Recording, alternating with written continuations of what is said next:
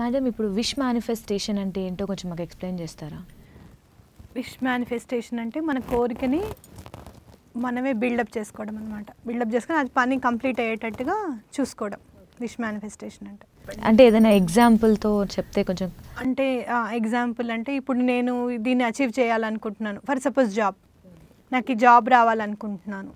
Job రావాలి కాదు, job వచ్చేసింది, నేను ఆ జాబ్లో నేను అనుకున్న ప్యాకేజ్తో నాకు జాబ్ వచ్చింది అని ఒక వైట్ పేపర్ మీద బ్లూ ఇంక్తో, ఇక్కడ ఎప్పుడు కూడా బ్లాక్ యూజ్ చేయకూడదు.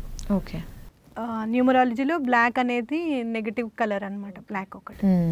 మిగతా ఏ కలర్స్ అయినా యూజ్ చేసుకోవచ్చు.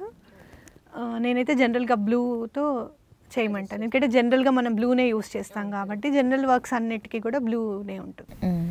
ఆ బ్లూతో రాసేసుకొని నాకు జాబ్ వచ్చింది, నేను అనుకున్న ప్యాకేజ్తో నాకు జాబ్ వచ్చింది, అలా అయితే వన్ వర్డ్తో అయిపోతుంది కదా, వన్ సెండ్ చిన్నగా, ఏదో చాలా పెద్దగా మన కోరికలన్నీ రాసేయకూడదు, దాంట్లో ఒకటే విష్.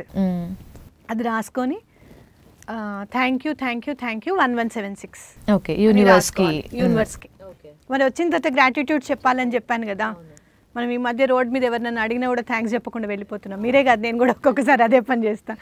తీరా ముందుకు వెళ్ళిపోయిన తర్వాత అయ్యో థ్యాంక్స్ అన్న చెప్పలేదు అనుకోండి. అవును, అట్లా కంపల్సరీ థ్యాంక్స్ చెప్పాలి. థ్యాంక్ యూ 1176 అని చెప్పి తల కింద పెట్టుకోవాలి. ఓకే. తల కింద పెట్టుకొని ఇక పడుకోవడం అనమాట. మీరు అనుకున్న విష్ కంప్లీట్ అయ్యేదాకా కొంచెం టైం ఇవ్వాలి అంతే. అలా అని మీరు ఇంటర్వ్యూస్కి అటెండ్ అవ్వకండి, జాబ్ మీ ఇంటికే తలుపుకొడుతుంది అట్లా కాదు. మీ ఇంటర్వ్యూస్ అటెండ్ అవ్వాలి.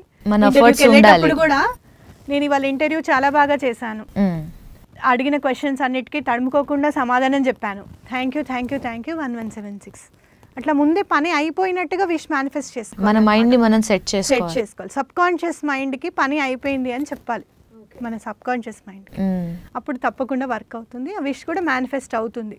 ఇది చాలా పెద్ద సబ్జెక్టు, దీని గురించి మనం మాట్లాడుకోవచ్చు, చాలా మాట్లాడుకోవచ్చు నిజంగా చెప్పాలంటే. దీంట్లోనే క్వాంటమ్ ఫిజిక్స్ అని కూడా ఉంది ఒకటి. ఓకే. అంటే వాటర్తో మనం ఎట్లా మేనిఫెస్ట్ చేస్తాం, మనకున్న 5 ఎలిమెంట్స్లో వాటర్ ఒకటి మనము లోపలికి తీసుకోగలుగుతాం. అవును, అంతే కదా. గాలి తీసుకుంటాం వదిలేస్తాం, అది ఎప్పుడూ జరిగేదే. వాటర్ మాత్రం మనం ఇష్టంగా, చాలా ఎండలోంచి వచ్చారనుకోండి మంచి నీళ్ళు చల్లటి ఇయ్యమ్మ అంటారు. అవును, కరెక్ట్. అంతే కదా. అవును. సో ఆ వాటర్తో మనం విష్ని ఎట్లా మేనిఫెస్ట్ చేయాలో కూడా చేయొచ్చు అనమాట. ఒక 2 గ్లాసెస్ ఆఫ్ వాటర్తో మీరు విష్ మేనిఫెస్ట్ చేయొచ్చు.